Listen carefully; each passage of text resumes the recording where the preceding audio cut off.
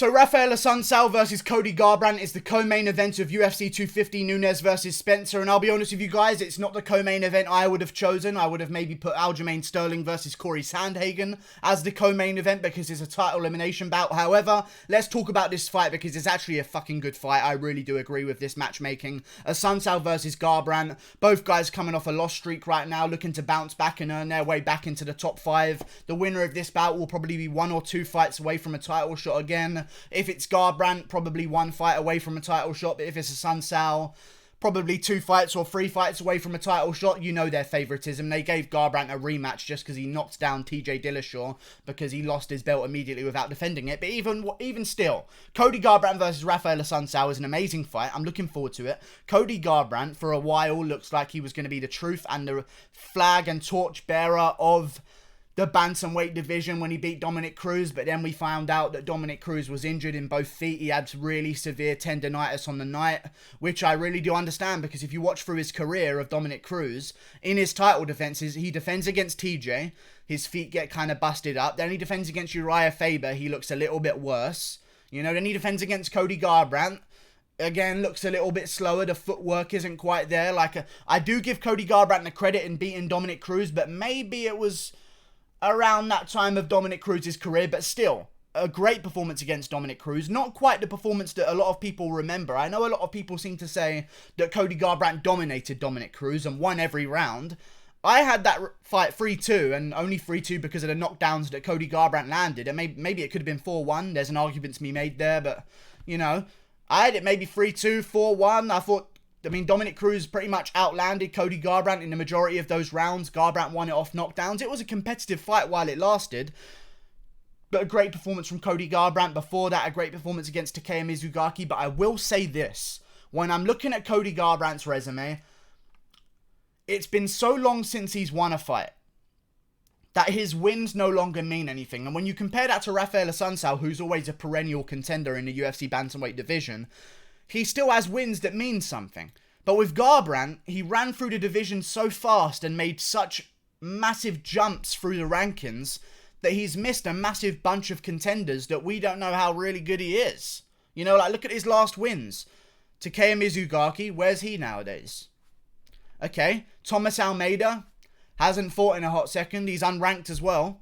Augusto Mendez, Henry Briones, Marcus Brimage at bantamweight. It's just, these wins don't really mean anything anymore. So I don't know if I could say that Cody Garbrandt is going to go out there and KO Raphael Assuncao in the first round because he KO'd Thomas Almeida, dude. That's just a different situation. Raphael Assuncao is a legit contender in this division. Owns a win over TJ Dillashaw. Owns wins over Rob Font. Look at the comparison in resumes. Owns wins over Marlon Moraes, Rob Font, Aljamain Sterling, Brian Caraway, Pedro Munoz, TJ Dillashaw, as I said before. Great names in the bantamweight division that are still somewhat relevant today. I can't say that about Cody Garbrandt. I feel as though him being thrusted up the division's rankings the way he has been really detrimental to his career, and I think he's going to get KO'd inside the first round by Assuncao. I really do. I think Assuncao's going to KO him in the first round. Assuncao's got power, and with a guy like Cody Garbrandt who's now coming off 3 KO losses in a row, you don't need much power. Especially when a guy like Cody Garbrandt gets hit on the chin and emotionally swings wild. That's not something he can train out of in the gym. I know a lot of people are going to say, it's something he's got to work on. He'll learn from his mistakes. There's not many mistakes he can learn from. He gets hit on the chin, he gets concussed, and he gets emotional. If your problem in your fights is that you don't know how to act when you're concussed and clearly hurt by something, other than plant your feet and throw back like an idiot, there's no way of fixing that in the gym. Your problem is that once you get concussed, something bad happens. You could say that he could work on not getting concussed in the first place, but then again, he can't fix the fact that when he does get concussed, he messes up, because the only way to fix that in the gym would be to concuss him and then see how he reacts, which is just not a smart way of training whatsoever, and it's only going to affect his chin even more. He has changed gyms, which I'm a big fan of, which is kind of weird as well, because, Cody Garbrandt kind of built himself up on this Team Alpha Male versus everyone situation and shit all over TJ Dillashaw for leaving the gym, and then realised once TJ Dillashaw whooped his ass twice, that maybe he should leave the gym as well. And I'm sorry every Cody Garbrandt fan that's watching this video right now. I know you're probably going to dislike this because I'm talking kind of literally about Cody Garbrandt, but even still, I think so highly of Assuncao in this division. I think he's such an underrated fighter. Look at his fight with even Corey Sandhagen in his last fight. Corey Sandhagen won that fight comfortably, don't get me wrong, but Assuncao was in that fight, landing good shots, creating scrambles and grappling situations for Sandhagen to have to get out of. Even in the Marlon Moraes fight, before he got finished in the first round, he was doing okay in that fight, and then he beat Marlon Moraes before then as well. I just feel as though it's been 3 KO losses in a row. One of them was to Pedro Munoz. I don't think he can KO Raphael Assuncao because Raphael Assuncao is such a smart and educated fighter that he rarely ever gets KO'd. In fact, I don't think he's ever... I've never seen him KO'd. Eric Koch, all the way back in, when? 2011.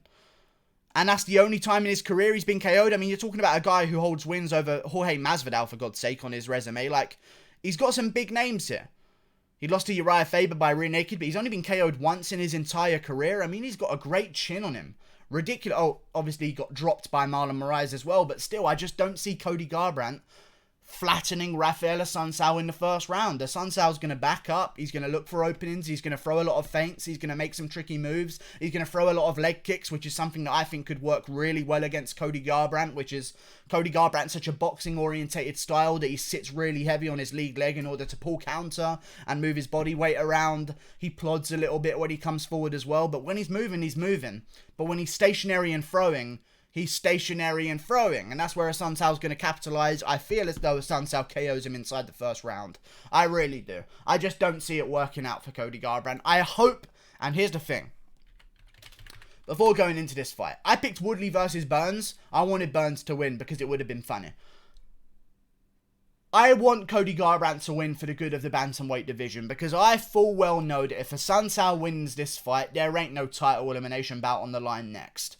There might be a trilogy with Marlon Moraes that actually might lead to a title shot afterwards, but even still, I could see them doing to Raphael Assuncao, hey, Raphael Assuncao, you win this fight, we're going to make the trilogy between you and Dillashaw when he comes back. He's going to get a win over you, and you're going to fall back into line. But even still, Assuncao's dangerous to Dillashaw as well. Even in the repeat fight where Dillashaw fought Raphael Assuncao again, that was a really close fight. So Assuncao holds a win over Dillashaw, which I think arguably could have gone to Dillashaw, but still, a really close fight. Not a robbery by any means, but maybe an iffy decision. And then in the rematch, Assuncao's doing great again. I think Assuncao's still in the mix. He's an old guy, but he fights so smart, and he doesn't get reckless and KO himself, that he's still around doing the damn thing. I think he's going to beat Cody Garbrandt. I really do. And it sucks to see because I want Cody Garbrandt to win because I think if Cody Garbrandt wins, him versus Marlon Moraes is an option, you know? A great option. Him versus maybe the winner of... Who else is fighting in the division? I don't know. Him versus the winner of Edgar versus Munoz? Could be something. Maybe a Munoz... Actually, not a Munoz rematch. That would be a little bit early. But let's say Edgar gets the jump on Munoz, which could well happen because Edgar's still a beast, even though I think Munoz would win that fight. If Edgar does beat Pedro Munoz... Edgar versus Garbrandt. Like, there's some great matchups to make in that bantamweight division. If Garbrandt wins this fight, I'm really rooting for him. I just think Assuncao's going to clip him. Cody Garbrandt's going to stand his ground, get emotional, and then get KO'd. There's a way that I like to see guys react to getting hit in the bantamweight division. This ain't no heavyweight division where you can be getting hit by one punch and getting blocked because that's just what happens in the heavyweight division. This is the bantamweight division. You need to have a base level of chin. And if at 27 years of age, you're coming off a 3-fight KO loss streak, it's just a little bit worrying for me. I can't bet on bad chins. I'll never bet on James Vick ever again. I can't do it. I'll probably even bet against Dillashaw when he comes back, depending on who he comes back against. Let's say Dillashaw comes back against Moraes. Dillashaw gets cracked and wobbled a bit. Like, there's a certain level of chin in these lower weight classes where I need it to be granite. Otherwise, there's going to be big problems when guys are moving this fast, and Assuncao is not a small bantamweight by any means, and Garbrandt before this fight, if you want to talk about mindsets, was thinking about going to the flyweight division. Not only was he thinking about going to the flyweight division after this win, he was thinking about going to the flyweight division a week after going through kidney failure. There's a brain that you need to be a fighter, and he doesn't have that brain. I'm sorry.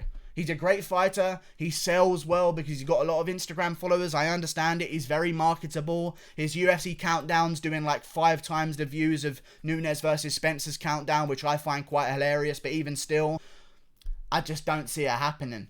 I really don't. The style that Garbrandt has, I think Assuncao is going to dance around, slam leg kicks from the outside. No wins that Cody Garbrandt has tells me that he's going to beat Raphael Assuncao. The Dominic Cruz win was good, don't get me wrong. But like, if you're talking about Cruz versus Assuncao now, after Cruz just got kind of dealt with by Cejudo, even though it was a bit of a weird stoppage, I mean, Cruz did get finished by Cejudo, I'd have trouble picking Cruz over Assuncao.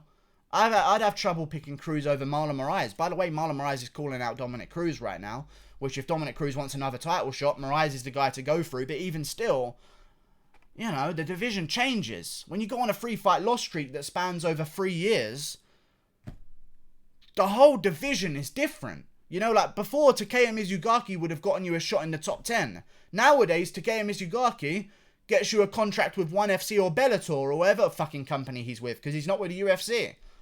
You know? It's a different division now. I don't know if he's going to win. And it really does upset me. I think Cody Garbrandt should have taken a different fight.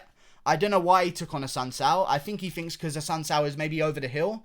But if you watch that Sandhagen fight, Sandhagen's a beast that I think is going to be Aljamain Sterling. I think Sandhagen could be the kryptonite to Piotr Yan in many ways. Assuncao did well. I think it's a danger, and I think that Cody Garbrandt should have maybe gone for a fighter such as... Let me see who's down these bantamweight rankings. Like, if Cody Garbrandt wanted to take a fight with Jimmy Rivera, that's a decent fight. I might still pick Jimmy Rivera there, but that's a decent fight that is anyone's game. If Cody Garbrandt wanted to take on Jose Aldo, I might pick Aldo. I don't know. Like, there's just... It's a different division. There's a reason why he's ranked number 9 right now. And I think he's going to lose to Assuncao, and it hurts me to say that because I want him to win. Even though I picked against him in the 2 Dillashaw fights, I kind of knew that Dillashaw was going to get the better of him. I thought of... A lot of people said this as well throughout. I think Ariel said it. Luke, maybe one person said it and everyone else just copied them, but I'm about to copy them as well. Garbrandt was a sledgehammer. TJ Dillashaw was a Swiss Army knife with EPO in his veins. Allegedly. I don't think they were in his veins, but, you know, that's a whole argument that some people like to have. Even still, too one-dimensional. The game plan's been written. Tag him with a big shot, stay patient, let him swing like a retard, and then finish him. Assuncao's going to do exactly that. Trains with a great gym over at ATT. The different ATT, you know, the one with Douglas Lima, Anthony Rocco Martin, those kind of guys. I don't know whereabouts it is in America, but there's 2 different ATTs. There's more than 2 ATTs, but there's one other major ATT. Assuncao's training at a great gym. I'm looking forward to see what happens. I think Assuncao's going to catch him in the first round. Even in my Garbrandt versus Pedro Munoz prediction, I was saying that Garbrandt is going to win, but in the video at the very beginning, I said I've got a horrible, horrible feeling. And I rarely ever say this in my videos, so you can't just say that I'm just making a fallback plan for myself in case the Garbrandt prediction goes wrong. I said in the video I've got a horrible feeling that I'm going to be wrong here and Munoz is going to KO him in the first round with a big hook. Like, I don't know. I just don't see Garbrandt winning. Like and subscribe. Thank you for watching. Even since the Munoz fight. And it's not over yet. So don't even think that I'm going any second now. Because I've got more to ramble on about. And waste your time with. Raphael Assuncao has fought, what, twice since Cody Garbrandt last fought? Let me see here. When's Cody Garbrandt? 2019 March. 2019 March. Assuncao's fought in February 2019. Then again in August 2019.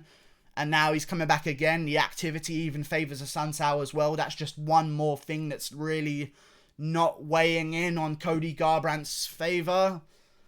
I'm going with Assuncao by first round KO. Thank you for watching. Like and subscribe. Click that button there. Good.